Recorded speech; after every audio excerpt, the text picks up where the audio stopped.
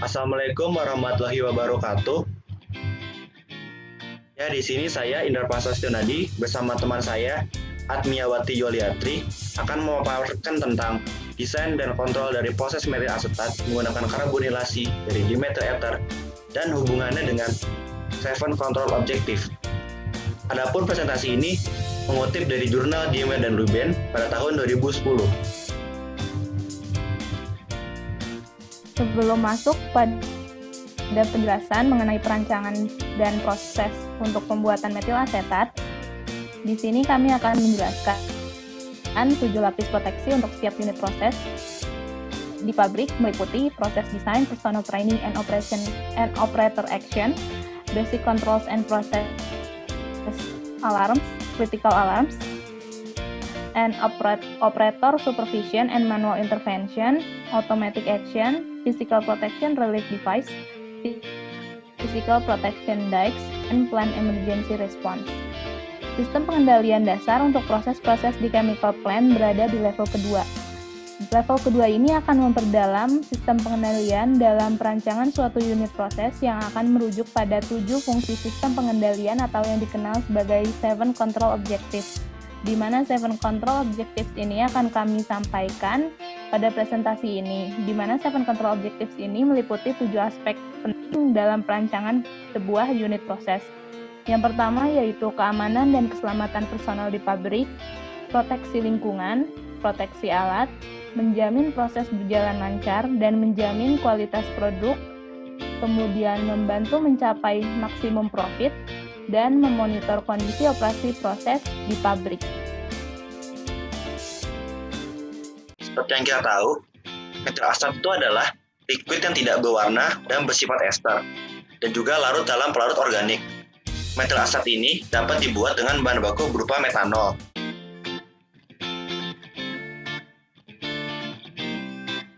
Kemudian, sifat fisik dan kimia dari metil asetat dapat dilihat, di mana rumus kimia dari metil asetat yaitu C3H6O2 dengan memiliki gugus ester pada struktur komponennya.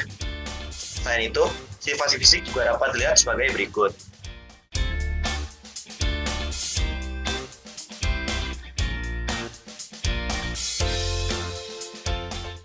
Selanjutnya, bagaimana sih cara membuat metil asetat itu?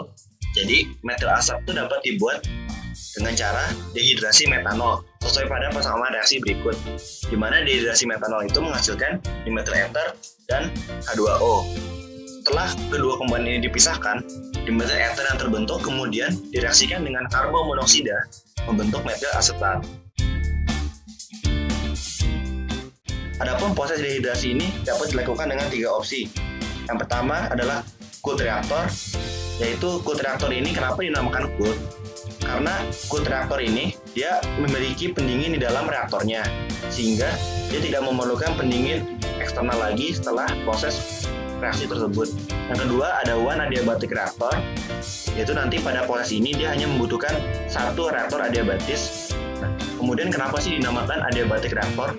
Karena reaktor ini berjalan dengan sistem adiabatis, sehingga tidak ada panas yang keluar ke lingkungan pada reaksi tersebut. Terus juga adiabatic reaktor ini dia memerlukan pendingin eksternal, tidak seperti cooled reaktor. Kemudian yang ketiga juga dapat dilakukan dengan two adiabatic reactor. Yang membedakan adalah dia menggunakan 2 buah adiabatic reactor, yang sebelumnya kan hanya one adiabatic reactor saja. Nah, kemudian reaksi pembentukan dimethyl ether ini memenuhi persamaan reaksi kesetimbangan yang dapat dilihat sebagai berikut.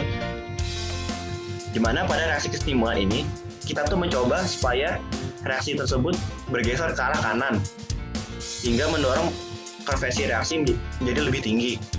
Dan katalis yang digunakan pada reaksi ini adalah hal mordenit. Nah, sebelum masuknya reaktor ini, umpan metanol ini akan dilakukan pemanasan awal menggunakan economizer dan heat exchanger.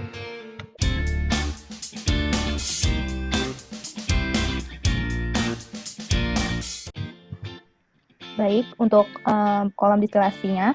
Untuk kolom distilasi, setiap flow sheet, yaitu cold reactor, one adiabatic reactor, dan two adiabatic reactor, menggunakan kolom distilasi dengan kondisi operasi yang sama, di mana kolom distilasi 1 ini memiliki 22 stage dan diumpankan menuju stage 12.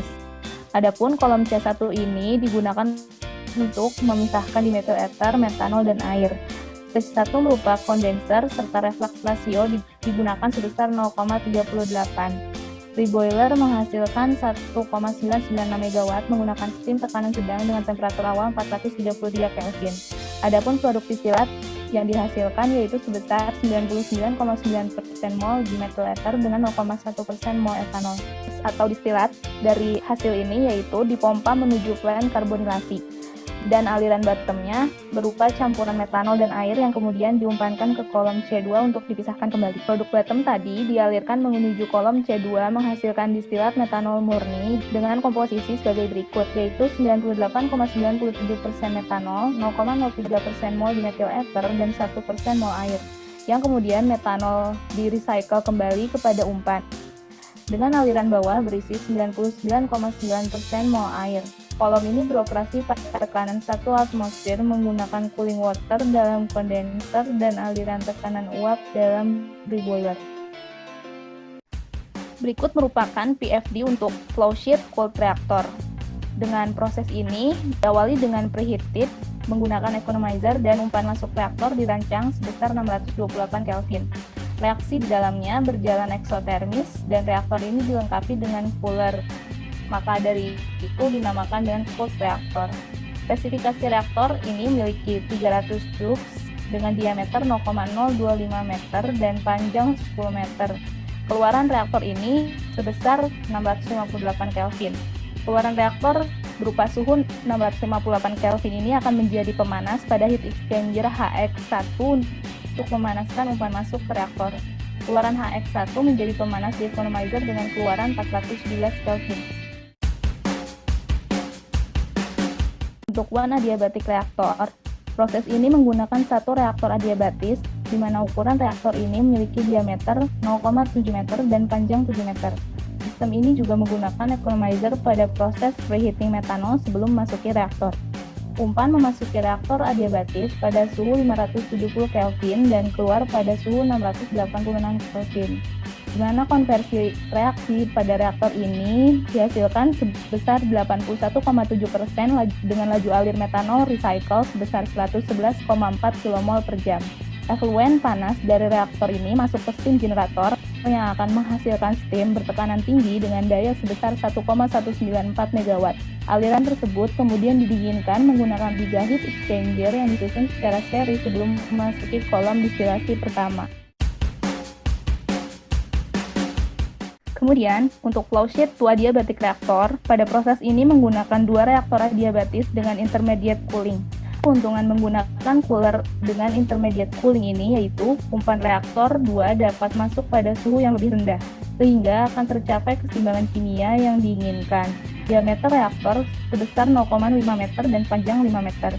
Umpan masuk reaktor pertama pada suhu 620 Kelvin dan keluar pada suhu 720 Kelvin. Setelah proses pendinginan, umpan masuk reaktor kedua pada suhu 620 Kelvin dan keluar pada suhu 625 Kelvin. Dengan per pass conversion dari 2 reaktor ini sebesar 86,2%. Dengan laju alir recycle metanol sebesar 97,27 kmol per jam.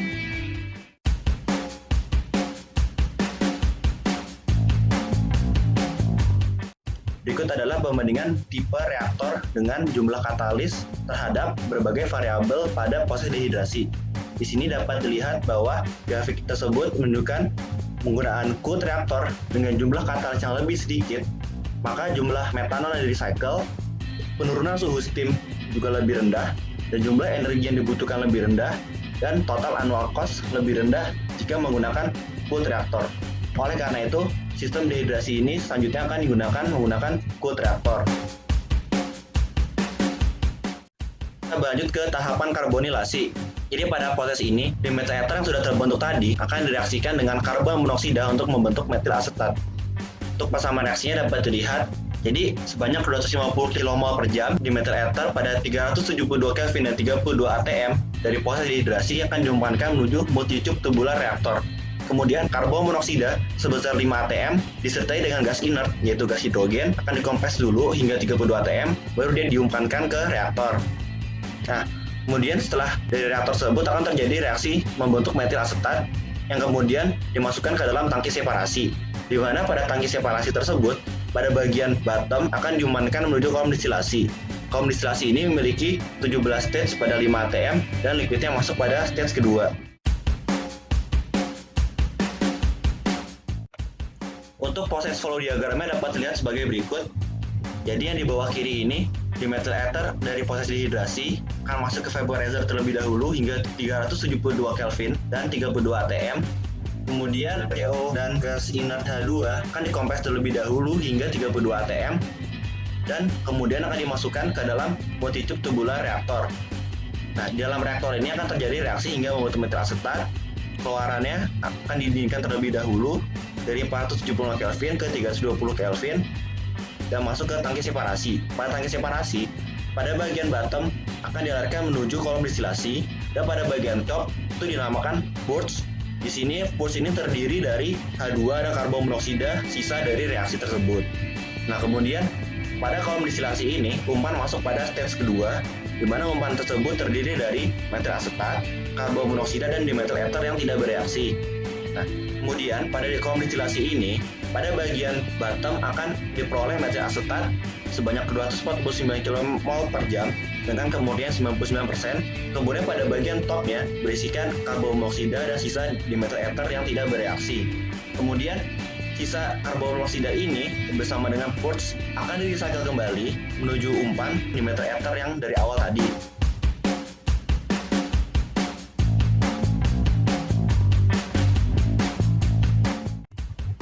Nah, yang selanjutnya ada efek variabel dan optimasi proses. Jadi dapat dilihat bahwa semakin tingginya suhu cooling medium pada reaktor, maka jumlah metil asetat dapat dibentuk lebih banyak. Namun perlu dipertimbangkan juga bahwa semakin tingginya tekanan pada reaktor tersebut, maka dapat memicu gas tersebut untuk kembali membentuk liquid, sehingga pada sistem karbonilasi ini kita mengoperasikan pada 450 Kelvin dan 30 atmosfer.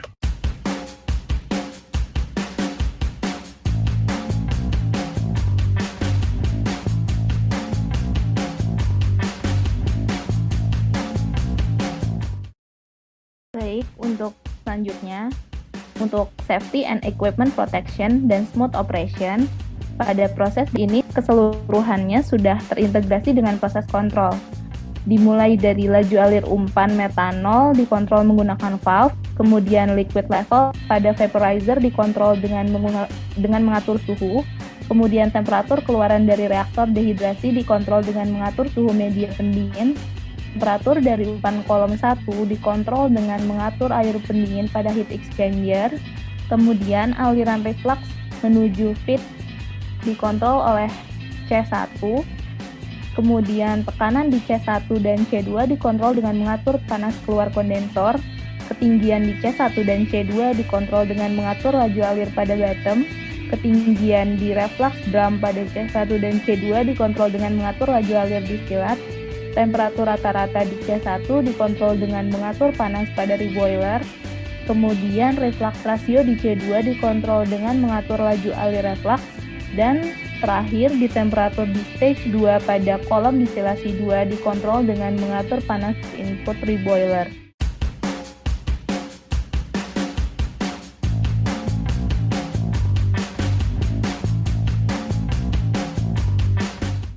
Selanjutnya, yaitu safety and equipment protection dan smooth operation pada proses karbonilasi. Seluruh proses pada karbonilasi ini juga sudah terintegrasi dengan proses kontrol. Misalnya, ketinggian liquid di vaporizer di metil ether dikontrol dengan mengatur panas input. Kemudian, temperatur keluar dari reaktor dikontrol dengan mengatur temperatur media pemanas. Komposisi di metil ether di keluaran reaktor dikontrol dengan mengatur umpan karbon monoksida melalui aliran cascade dan juga memberikan sinyal pada kompresor KCO. Temperatur dari aliran menuju tangki separator dikontrol dengan mengatur jumlah cooling water. Ketinggian liquid di separator dikontrol dengan mengatur umpan masuk pada kolom distilasi 3. Komposisi hidrogen pada gas dari separator dikontrol pada 40% mol hidrogen dengan mengatur laju alir purge. Kompresor K1 harus dipastikan berjalan, kemudian temperatur dari reflux drum pada kolom distilasi 3 dikontrol dengan mengatur panas masuk pre-boiler. Reflux di kolom distilasi 3 dirasiokan dengan feed. Ketinggian cairan di kolom distilasi 3 dikontrol dengan mengatur laju alir bottom. Tekanan pada kolom C3 dikontrol dengan mengatur daya pada kompresor K2. Kemudian reflux drum pada C3 dikontrol dengan mengatur panas keluar kondensor.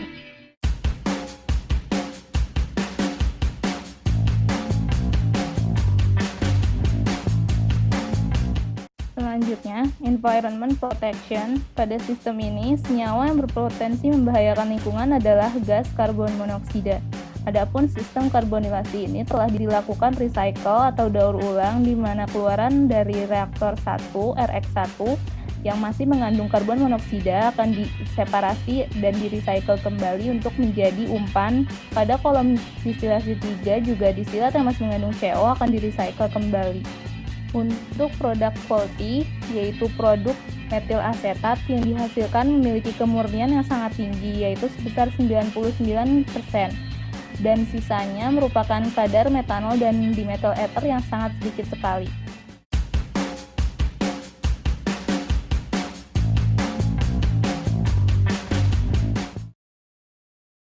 Kemudian aspek yang harus diperhatikan oleh proses engineer yaitu maksimum profit. Pada slide terlihat grafik antara tekanan versus total annual cost. Yang terlihat bahwa biaya reaktor dan biaya kompresor mendominasi total annual cost. Dengan tekanan yang tinggi akan mengurangi kebutuhan laju alir recycle dan purge flow rate, yang juga akan mengurangi biaya kompresi recycle dan biaya umpan karbon monoksida.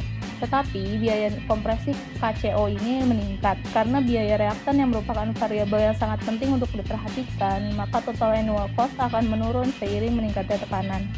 Kemudian pada proses ini digunakan tekanan sebesar 30 atmosfer dengan reaktor berjumlah 1500 cube. Digunakan karena menghasilkan laju alir recycle yang sangat tinggi dan komposisi sisa dibutuhkan pada sistem tekanan rendah. Oleh karena itu akan memberikan profit yang sangat tinggi untuk perusahaan.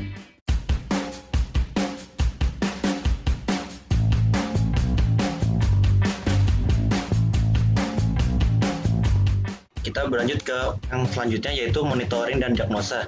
Pada bagian ini dapat dilihat pada grafik di sebelah kiri di mana grafik tersebut menunjukkan pengaruh disturbance terhadap berbagai variabel pada proses dehidrasi dan proses karbonilasi.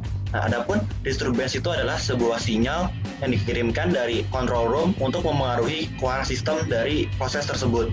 Nah, pada grafik di samping ini, garis biru tua yang solid itu menunjukkan jumlah disturbance ditambahkan sebesar 20%. Sementara garis putih berwarna hijau menunjukkan disturbance apabila bernilai minus 20%.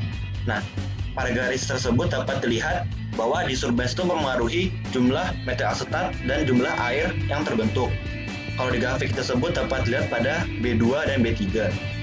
Ya, jadi jumlah disturbance-nya 20% dapat meningkatkan air dan metil asetat yang terbentuk.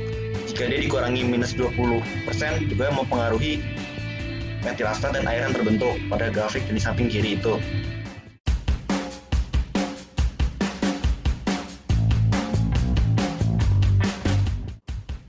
Dan juga masih ada lagi pengaruh dari disturbance terhadap variabel pada proses ini, seperti pada grafik di samping ini sebelah kiri. Pada grafik atas kanan dapat dilihat adanya disturbance menurunkan kemurnian di metil ether yang terbentuk, ya walaupun tidak signifikan. Kemudian adanya disturbance sebesar 20% sehingga metanol tersebut lebih banyak di-recycle daripada membentuk di metil ether.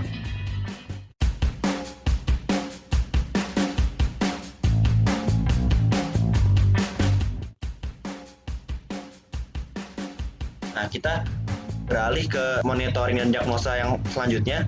Di sini ada penambahan H2 dan air pada proses tersebut. Nah, penambahan H2 itu dilakukan pada gas inert bersama dengan karbon monoksida, sementara air ini ditambahkan pada laju alir umpan metanol. Untuk yang H2 itu dilambangkan dengan garis solid biru, sementara untuk yang air dilambangkan dengan garis putus-putus berwarna hijau. Nah, di sini dapat dilihat adanya penambahan H2 dapat meningkatkan laju alir komponen pada monoksida pada grafik atas kiri. Selain itu juga adanya air dapat meningkatkan produksi air yang terbentuk pada proses dehidrasi. Dilihat pada grafik yang hubungannya dengan D1, sehingga banyaknya air ini mempengaruhi jumlah produksi diameter ether dan mempengaruhi juga proses dehidrasi pada reaksi tersebut.